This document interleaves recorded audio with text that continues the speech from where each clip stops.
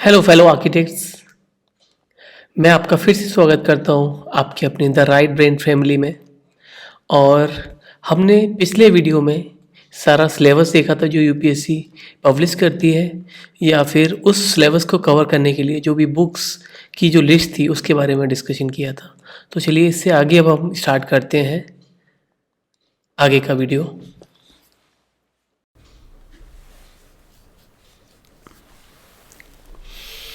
इससे आगे है how to complete the whole syllabus for assistant architects exam in CPWD for UPSC.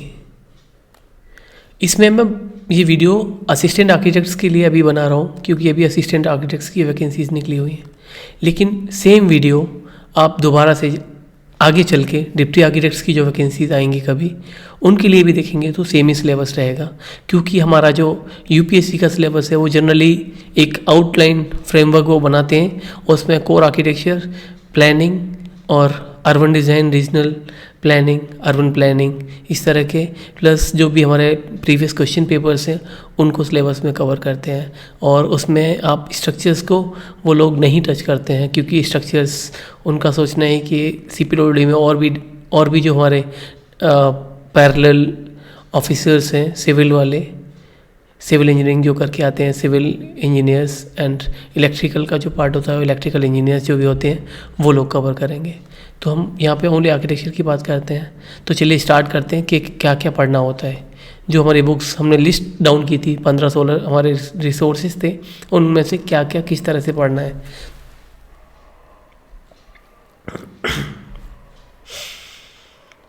तो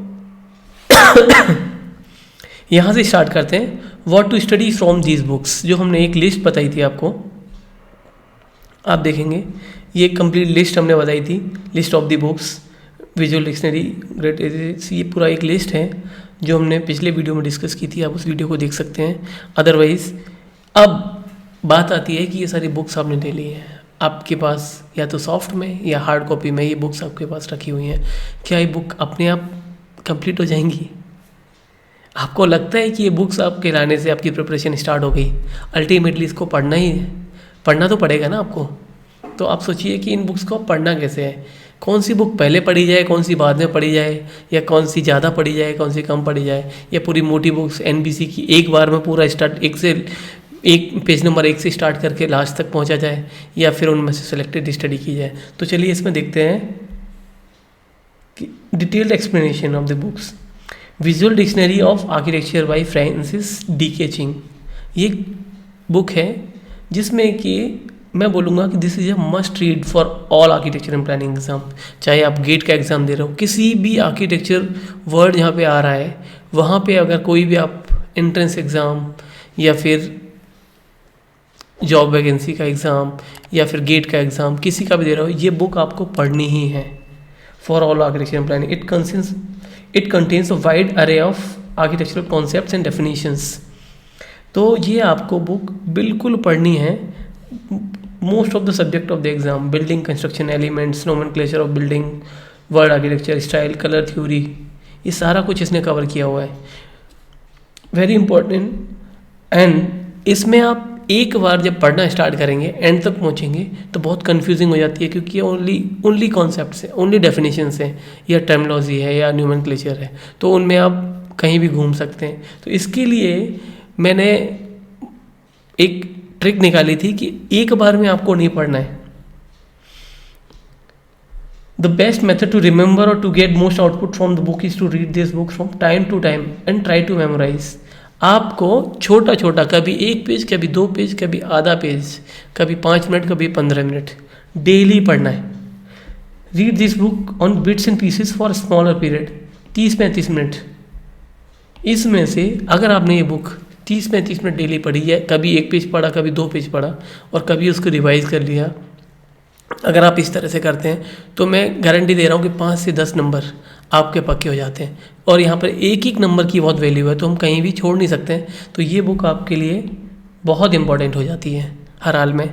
इसके अलावा जो नेक्स्ट बुक मैंने बोली थी, great ages of world architecture by G.K. Hiraskar, actually मैं इस बुक को सेलेक्ट करने का रीज़न ये था, simplest book history of architecture को कवर करने के लिए मैं इसको सिंपलेस्ट बुक बोलता हूँ, क्योंकि बहुत छोटी सी बुक है और उसमें बहुत ज़्यादा डिटेल में न जाके सारे एस्पेक्ट्स को कवर किया है, सारी चीज़ें कवर की हैं।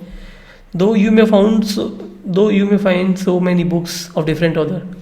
ये बुक मैंने इसलिए किया है कि जितने भी हमारे सक्सेसफुल कैंडिडेट्स जो पहले असिस्टेंट आर्किटेक्ट रिक्रूट हुए हैं या डिप्टी आर्किटेक्ट रिक्रूट हुए हैं या MES में रिक्रूट हुए हैं या फिर गेट के एग्ज़ाम में भी हुए, बहुत सारे लोगों से मेरी बात हुई, उन्होंने इस बुक को बहुत ज़्यादा सुटेबल और कंसाइज बताया है फॉर एग्ज़ाम प्रिपरेशन।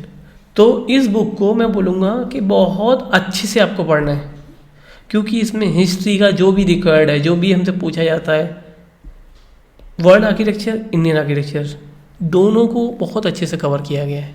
तो इस बुक को अच्छे से पढ़िएगा। और इसमें स्केचेस बहुत अच्छे से नहीं लिखे हुए हैं, तो स्केचेस के लिए आप रेफ़र कर सकते हैं DK चिंग में, आपको पूरा स्केचेस मिल जाएंगे। अदरवाइज़ और भी जो पैरेलल कुछ बुक्स हैं वहाँ से आपको इमेजेस मिल जाएंगे। अदरवाइज़ इंटरनेट से कुछ जो भी इमेजेस में क्लियर नहीं है उनके फ़ोटोज़ आपको मिल जाएंगे, उनको वहाँ से देख लीजिएगा। इसके बाद थर्ड बुक मैं रिकमेंड करता हूँ। एक्चुअली मैं अपनी प्रिपरेशन भी इसी तरह से करता हूँ। मैं पहला DK चिंग को हमेशा स्टार्ट करता रहता हूँ, उसके बाद पैरेलली इन बुक्स को एक एक करके स्टार्ट करता हूँ और कभी 10 दिन में 15 दिन में उनको रिवाइज कर लेता हूँ। और अगर 15 दिन का ही टाइम है तो मैं बोलूँगा कि दूसरे तीसरे दिन में इनको रिवाइज करता रहता हूँ। तो नेक्स्ट बुक है manual of tropical housing and building bye OH Königsberg. मैं इसको बोलूँगा कि कोई भी अगर एग्ज़ाम के लिए प्रिपेयर कर रहा है और वो आर्किटेक्ट है और वो एग्ज़ाम के लिए प्रिपेयर कर रहा है, अगर एग्ज़ाम के लिए नहीं भी प्रिपेयर कर रहा है, बस अगर वो आर्किटेक्ट है और बिल्डिंग्स डिज़ाइन करता है या कुछ भी डिज़ाइन करता है, उसको ये बुक तो लाइफ में पढ़नी ही चाहिए। एक बार 2 बार ये लाइफ में बुक पढ़नी ही चाहिए, क्योंकि इसमें जितने भी क्लाइमेटोलॉजी, क्लाइमेटिक बिल्डिंग डिज़ाइन और बेसिक कॉन्सेप्ट्स ऑफ क्लाइमेटोलॉजी या अकूस्टिक, लाइटिंग, ये सारे जो कॉन्सेप्ट्स हैं जितने इजी मेथड या वे में पढ़ाए गए या समझाए गए, वो मुझे नहीं लगता कि किसी और बुक में और बहुत अच्छे से कवर किए गए। तो ये बुक आपको each and every chapter of this book is important. बिल्कुल आप एक से लेके एंड तक इस बुक को पूरा बहुत अच्छे से पढ़ना है और do study at least 2 times. Revision से अलग मैं बोलूँगा 2 बार तो कम से कम बुक को पढ़ लीजिए बिल्कुल, और रिवीजन अलग से करिए। इससे क्या होगा कि जो आपका नॉलेज बेस है उसको बहुत ज़्यादा बढ़ाएगा। बहुत सारा जो अंडरस्टैंडिंग आगे आके बहुत सारे जो एप्लीकेशंस होते हैं, मींस एप्लीकेशन ऑफ क्लाइमेटोलॉजी जो भी होता है सस्टेनेबल बिल्डिंग में या फिर ग्रीन रेटिंग सिस्टम्स, ये बहुत सारे जो आगे आके कॉन्सेप्ट्स हैं HVAC, उनमें इसका ही एप्लीकेशन है। तो ये बुक तो आप समझिए कि आपको पढ़नी ही है हर हाल में। तो ये ही बुक जो है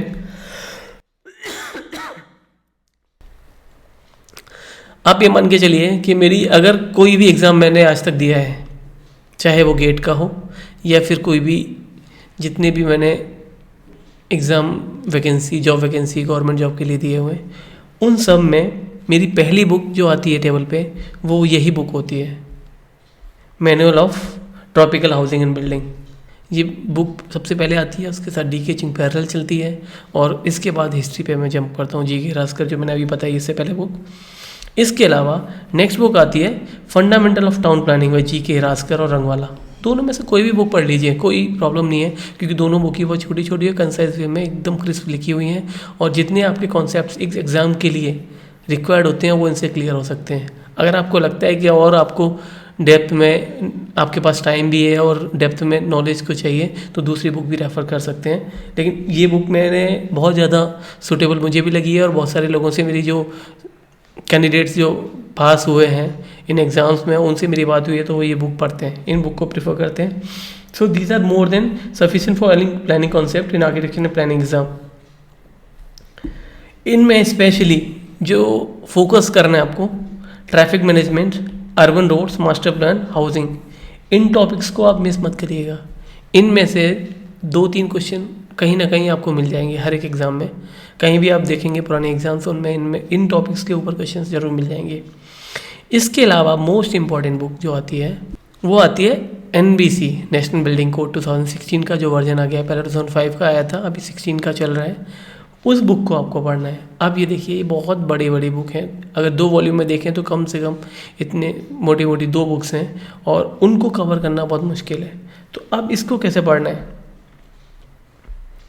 बहुत से स्टूडेंट्स जो भी नए आर्किटेक्ट बने हैं या फिर अभी 3rd ईयर 4th ईयर में होते हैं, उनके लिए NBC पढ़ना बहुत बड़ी बात होती है। कभी कभी उन्होंने बस नाम ही सुना होता है, तो क्योंकि उन्हें नहीं पता होता कि कहाँ से स्टार्ट करनी है। It acts as a mystery for the students. The big question is what to refer और what to read in these 2 heavyweight books. इसके लिए अगर आपने एक तरफ से पूरा पढ़ना स्टार्ट किया तो इस 2 बुक्स को पढ़ते पढ़ते पूरा साल निकल जाएगा और आपको कुछ नहीं मिलने वाला, कुछ समझ में नहीं आएगा। तो अब इसको पढ़ने के जो तरीके हैं कि आप कुछ जो सेलेक्टेड मेथड है, सेलेक्टिव स्टडी आपको करनी है। तो सेलेक्टिव स्टडी में आता है part 3 development control rules in general building requirements.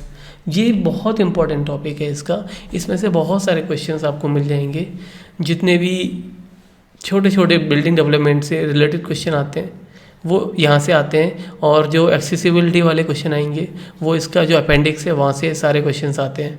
तो वहाँ से आपको रैंप का स्लोप और ये सारे जो भी क्वेश्चंस होते हैं, एक्सेसिबिलिटी की, रैंप का साइज़, व्हीलचेयर का size, anthropometry for accessible buildings, ये सारा कुछ वहाँ से मिल जाएगा। इसके अलावा एंथ्रोपोमेट्रिक्स रिक्वायरमेंट ये बिल्डिंग ये मिल जाएगा। इसके अलावा पार्ट 4 आपको फायर एंड लाइफ सेफ्टी आपको पढ़ना है, मीन्स 3 पार्ट 4। पार्ट 8 पढ़ना है आपको बिल्डिंग सर्विसेज के लिए। बिल्डिंग सर्विसेज में आपको लाइट एंड नेचुरल वेंटिलेशन अलग से पढ़ना है, HVAC, acoustic, lift, escalator and moving walks, इन पे थोड़ा फोकस करना है, मीन्स पढ़ना है उनमें से। और स्पेशली जितने NBC में इन चैप्टर्स में जो टेबल्स हैं उनको आप बहुत अच्छे से ध्यान दीजिएगा, क्योंकि टेबल्स में से बहुत ज़्यादा क्वेश्चन पूछे जाते हैं। इसके अलावा पार्ट 9 आता है प्लम्बिंग सर्विसेज और पार्ट 10 आता है लैंडस्केप डेवलपमेंट। इसको आप थोड़ा पढ़ सकते हैं, क्योंकि लैंडस्केप का अभी तक आपने कोई भी कहीं भी कुछ भी पढ़ा नहीं है, तो लैंडस्केप डेवलपमेंट का एक चैप्टर आप पढ़ लेंगे। बहुत डिटेल में आपको नहीं पढ़ना है, लेकिन एक स्किमिंग आपको करनी है, जिससे कि आपको बेसिक कॉन्सेप्ट ऑफ लैंडस्केप थोड़ा बहुत पता लग जाए। प्लस लैंडस्केप के इसके अलावा थोड़े जो ट्रीज़ एंड प्लांट्स हैं उनको बॉटेनिकल नेम उनके वो, और कहाँ कहाँ उनका यूज़ होता है, किस तरह से यूज़ होता है, उनको आप थोड़ा सा पढ़ लीजिएगा। इसके अलावा जो 11 चैप्टर जो इसमें नया ऐड हुआ 2016 में, जो 5 में नहीं था, 2005 का जो वर्जन था NBC का उसमें नहीं था, अप्रोच टू सस्टेनेबिलिटी, ये कुछ इम्पॉर्टेंट चैप्टर्स हैं, जिनमें से 3, 4, 8, 9, 11 ये बहुत इंपॉर्टेंट टॉपिक्स वाले जो हैं, इनमें से ही जनरली क्वेश्चंस आते हैं। आप पढ़ने के लिए, आप बेसिक NBC को समझने के लिए आप पार्ट 0 भी पढ़ना पड़ सकता है, क्योंकि वहाँ से बताया है कि NBC किस तरह से फॉर्मुलेट हुई है, जहाँ पर कि इंटीग्रेटेड प्रोजेक्ट डिलीवरी की बात करते हैं लोग, तो उसको आप पढ़ सकते हैं। इसके बाद में अगला आता है URDPFI गाइडलाइंस। ये भी 2 वॉल्यूम में है, बहुत ज़्यादा बड़ी बुक नहीं है NBC की तरह, लेकिन पढ़ना इसलिए ज़रूरी है क्योंकि अर्बन डिज़ाइन और रीजनल डेवलपमेंट जो भी है, रीजनल प्लानिंग या अर्बन प्लानिंग, वो सारी चीज़ें, उनके जितने भी कॉन्सेप्ट्स हैं वो बेसिक कॉन्सेप्ट्स आपको इस बुक से मिल जाएंगे। ये ऑफलाइन भी मीन्स ऑनलाइन भी अवेलेबल है, और ऑफलाइन आप प्रिंट करके इसको आप कर सकते हैं। इसके वॉल्यूम शायद ऑफलाइन आपको ना मिल पाए। So some of the question based on the planning concepts are directly asked from this book. सीधे ही आपको क्वेश्चन वहाँ मिल जाएंगे, और इसको भी बहुत सेलेक्टिवली पढ़ना है, सबको नहीं पढ़ना है, लेकिन जो आप पढ़ेंगे उसको या तो नोट कर लीजिएगा कहीं या उसी में हाईलाइट कर लीजिएगा, क्योंकि आपको उसको बार बार रिवाइज भी करना है, बहुत सेलेक्टिवली पढ़ना है, रिवाइज करना है, कॉन्सेप्ट्स आपके क्लियर होने चाहिए। और इसमें जो डेवलपमेंट प्लान्स हैं, perspective plan, regional plan, master plan, ये सारे क्वेश्चन कभी कभी इसमें से पूछे जाते हैं। प्लस पार्किंग नॉर्म्स वगैरह जो होते हैं, या इस तरह के और भी फैक्चुअल क्वेश्चंस कभी कभी इनमें जो कुछ टेबल्स हैं इन चैप्टर्स में या इस बुक में मिलेंगे, वहाँ से भी कभी कभी फैक्चुअल क्वेश्चंस भी पूछे गए हैं, तो उस पर थोड़ा सा ध्यान दीजिएगा आप। इसके बाद आता है टाउन प्लानिंग बाई पैट्रिक गेडिस। ये टाउन प्लानिंग की आपने पहले भी बुक पढ़ी हुई है, इसको भी आप, कुछ लोगों से मेरी बात हुई है वो ये बोलते हैं कि उनको वो वाली रंग वाला और ये सारी बुक्स नहीं अच्छी लगती हैं, तो वो पैट्रिक गेडिस या वीर बंदोपाध्याय ये बुक भी कुछ कैंडिडेट्स को सूटेबल लगती हैं, क्योंकि हर एक को सारी लैंग्वेज हर एक बुक की समझ में नहीं आती, किसी को कुछ समझ में आती है, किसी को कुछ समझ में आती है। मैं प्रेफर करता हूँ उन वाली बुक्स को, या बहुत सारे कैंडिडेट्स उनको करते हैं और कुछ लोग इनको भी करते हैं, तो इसको भी पढ़ सकते हैं आप। This can be substituted for book by Hiraskar and Rangwala. कोई सी भी बुक आप पढ़ना चाहें, लेकिन आप ध्यान दीजिएगा आपके पास बुक्स आप पहले से डिसाइड कर लीजिएगा, 10, 12, 15, 16 जो भी बुक्स हैं या जो भी रिसोर्सेज हैं आप उन्हीं को पढ़िएगा, अच्छी तरह से पढ़िएगा। हो सकता है कि आपको 100 बुक्स मिल जाएं, 100 बुक्स में से भी कुछ ना पढ़ पाओ, क्योंकि सारा कवर करना हर एक के बस की बात नहीं है। तो सेलेक्टिव पढ़िए, रिवाइज करिए, प्रैक्टिस करिए। प्रैक्टिस बहुत इंपॉर्टेंट है, स्पेशली यूपीएससी के एग्ज़ाम जो भी होते हैं, चाहे आर्किटेक्चर का हो या किसी का भी हो, हर जगह यही बोलेंगे कि प्रैक्टिस रिवीजन, प्रैक्टिस रिवीजन, यही वर्ड्स हैं उसको पास करने के। आप हो सकता है 5, 6, 7 बुक ही पढ़ें, लेकिन प्रैक्टिस और रिवीजन जरूर करिएगा। इसके अलावा बिल्डिंग कंस्ट्रक्शन के जितने भी होते हैं, ज़्यादातर क्वेश्चन बहुत ज़्यादा नहीं आते हैं इसमें बिल्डिंग कंस्ट्रक्शन के, लेकिन फिर भी जो भी आते हैं बिल्डिंग कंस्ट्रक्शन, बिल्डिंग मटेरियल के, वो आपको या तो करेंट जो भी टेक्निक्स चल रही है वहाँ से मिल जाएंगे, करेंट जो भी आप फील्ड में आपने अगर काम किया हुआ है तो वहाँ से, या फिर जो भी रिसर्च पेपर वगैरह होते हैं उनको आप देख लीजिएगा, जो भी पब्लिश पेपर होते हैं उनको आप देख लीजिएगा, आर्टिकल्स मिल जाएंगे, या बिल्डिंग मटेरियल्स जो भी मार्केट में नए आ रहे हैं उन पर थोड़ा फोकस करिएगा, वहाँ से आपको मिल जाएगा। इसमें से ये बुक आप सुशील कुमार या बीसी पूनमिया कोई भी पढ़ लीजिएगा, मैं सुशील कुमार को प्रेफर करता हूँ क्योंकि ये सिंपल वर्ड्स में लिखी हुई है, लेकिन अनवांटेड कंटेंट आपको नहीं पढ़ना है क्योंकि आपके पास टाइम इतना ज़्यादा नहीं है। तो अनवांटेड कंटेंट है, आपको बिल्कुल इतनी सारी बुक्स पढ़ोगे आपको वैसे ही पता लग जाएगा कि इसमें क्या अनवांटेड है। सबसे पहले आप एग्ज़ाम का जो सिलेबस है वो पढ़ेंगे, उसके बाद क्वेश्चन पेपर्स भी बीच बीच में देखते जाइएगा, उसके बाद आपको नॉलेज हो जाएगी कि क्या अनवांटेड है क्या नहीं है। आप धीरे धीरे पढ़ना स्टार्ट करिए बस। Reading of any of this book at least once, जो भी इंपॉर्टेंट कंटेंट लगे आप उसको अंडरलाइन करिए, उसके बाद आप रिवाइज कर दिए। All the sketches of the building construction techniques given in the book should be practised and reproduced to have command over the subject. ये मैंने हमेशा बहुत इंपॉर्टेंटली बोलता हूँ, हिस्ट्री और ये आपकी बिल्डिंग कंस्ट्रक्शन, इनमें जो स्केचेज हैं वो बहुत इंपॉर्टेंट होते हैं, उनको एक बार बना के जरूर देखिएगा, क्योंकि उससे आपके जो कॉन्सेप्ट्स हैं वो ज़रूर क्लियर होंगे। क्योंकि ये चीज़ ऐसी नहीं होती कि आपने देखा एक बार और एक बार में याद होगी। जब आप अपने हाथ से प्रोड्यूस करते हैं एक स्केच तो आपको उसके डिटेल्स पता लगते हैं। तो जितने भी स्केचेस हैं उनको अच्छे से प्रैक्टिस करिएगा। इसमें स्पेशली कंस्ट्रक्शन की जो बुक्स है उसमें कुछ इंपॉर्टेंट टॉपिक्स आपको मिलेंगे, जैसे कि मैंने बोला था पहले भी, acoustics, sound insulation, water supply and drainage system, बहुत इंपॉर्टेंट टॉपिक है। कुछ ज़्यादा नहीं है इसमें, आगे पढ़ेंगे समझ में आ जाएगा। प्रोजेक्ट मैनेजमेंट के जो बेसिक पार्ट एंड CPM जो भी होते हैं वो आपको यहाँ से मिल जाएंगे, सुशील कुमार की जो बुक है उसमें से। बहुत क्लियर सिंपल वर्ड्स में ये लिखा हुआ है, इनको आप पढ़िएगा। इसके अलावा ये जो बुक है थ्योरी ऑफ स्ट्रक्चर्स, RS खुरमी और रामामूर्तम जो भी है, रामामृतम, इस बुक को मैं बोलूँगा अगर असिस्टेंट आर्किटेक्ट का जो एग्ज़ाम है उसके लिए आप ये बुक साइड में रख दीजिए, कोई पढ़ने की ज़रूरत नहीं है। इतनी नॉलेज जितना ये इसमें आपको पूछेंगे उससे ज़्यादा आपको आता है, इस बुक को आपको नहीं पढ़ना है। इसके अलावा एस्टिमेशन एंड कॉस्टिंग के लिए BN दत्ता की बुक होती है। ये दोनों बुक स्पेशली गेट के एग्ज़ाम के लिए इंपॉर्टेंट होती हैं, क्योंकि वहाँ पे कुछ क्वेश्चंस पूछे जाते हैं जिनको आपको सॉल्व करना होता है। लेकिन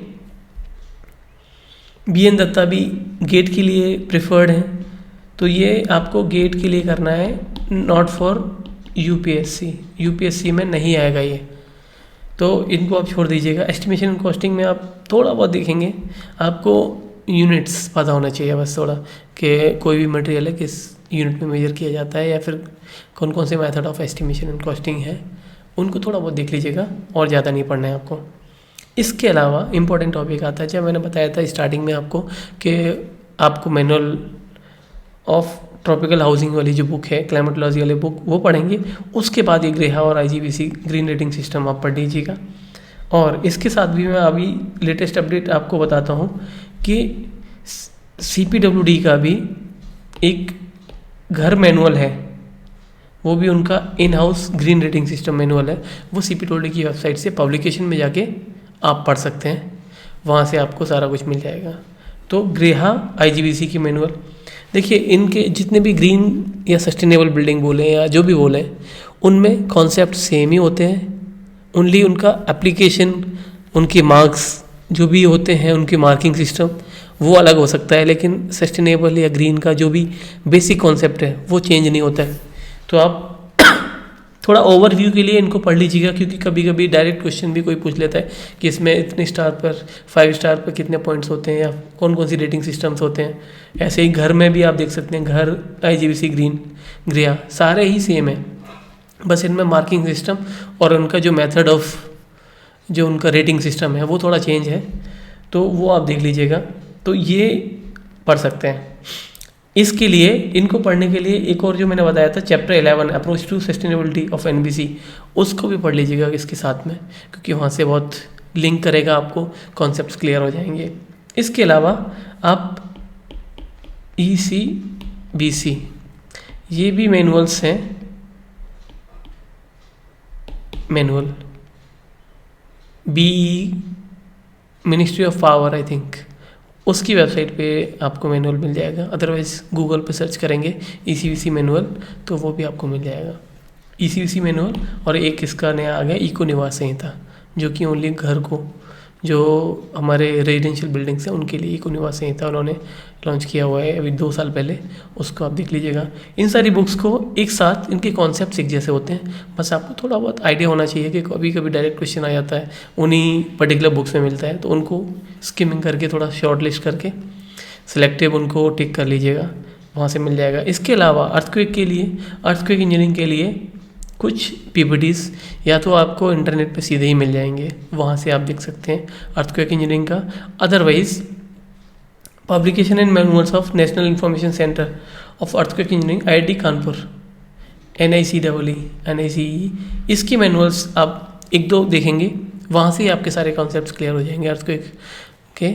और उसके अलावा जो भी पुराने पेपर्स, क्वेश्चन पेपर्स में जो भी क्वेश्चंस पूछे गए उनको भी आप थोड़ा पढ़ लीजिएगा, वहाँ से आपके सारे कॉन्सेप्ट्स क्लियर हो जाएंगे।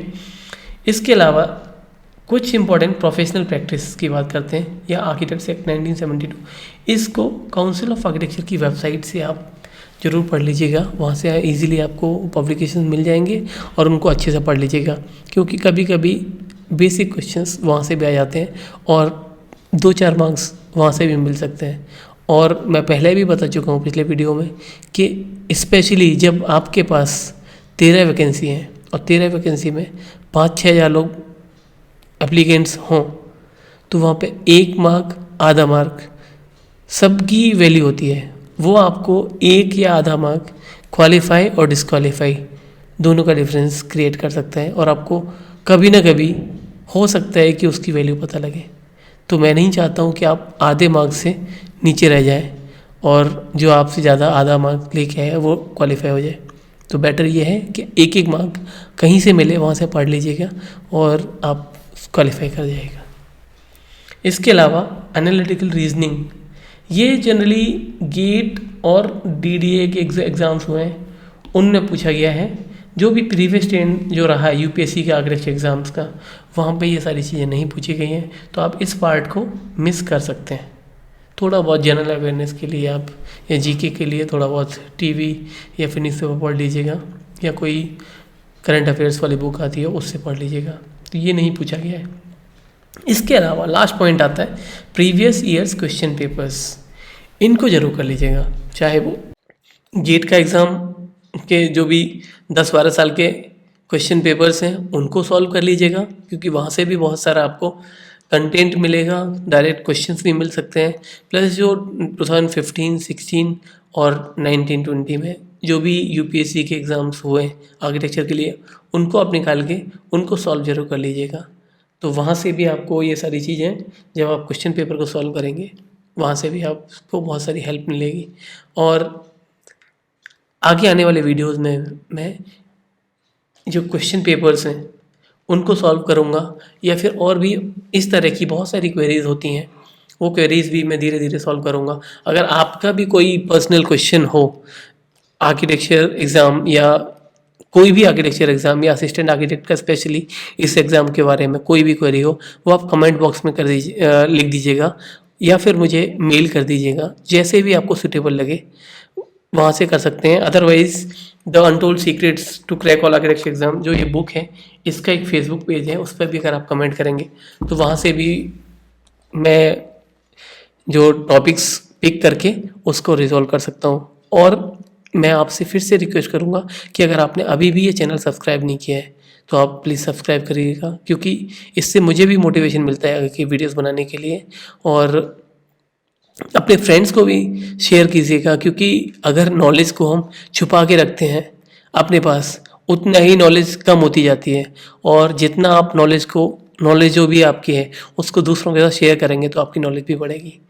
मेरा तो यही कॉन्सेप्ट है, इसीलिए मैं आज ये वीडियोस बना रहा हूँ, क्योंकि मुझे लगता है कि जितनी मेरे पास नॉलेज है एटलीस्ट 2, 4, 5 या 10 लोगों के साथ भी है, उनके साथ अपनी नॉलेज को शेयर कर पा रहा हूँ, तो ये भी बहुत अच्छी बात है। और मेरे लिए खुशी की बात है कि मैं अब मेरी नॉलेज रिवाइज जो भी मैंने पढ़ा है वो रिवाइज भी हो रहा है, प्लस आपके भी काम आ रही है वो सब चीज़ें।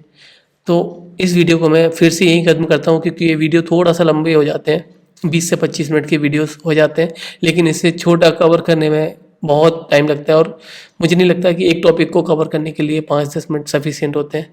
और आगे आने वाले दिनों में जो भी आपकी क्वेरीज होंगी उनके लिए भी मैं वीडियोस बनाऊंगा, या फिर मुझे जो भी टॉपिक्स मुझे अपनी इस पूरे मेथड को कवर करने में जो मैंने एक अपना प्रोसेस है पूरा प्रिपरेशन का, जो मैं फॉलो करता हूँ या जो मैं लोगों को सजेस्ट करता हूँ, उस हिसाब से मैं धीरे धीरे वीडियोस बनाता रहूँगा।